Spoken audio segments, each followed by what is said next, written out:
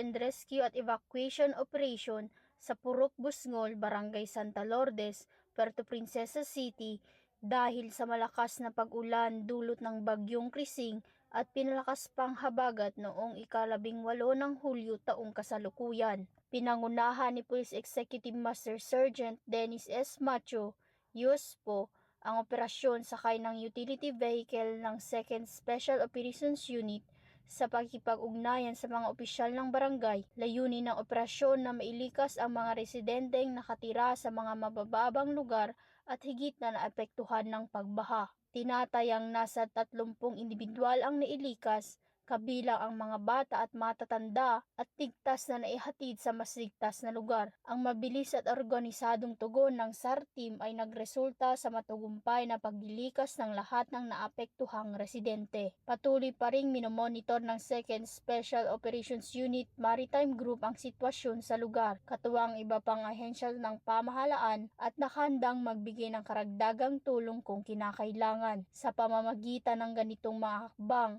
pinapatunayan ng Maritime Group ang kanilang dedikasyon sa paglilingkod at pagprotekta sa bawat mamamayan, lalo na sa panahon ng kalamidad.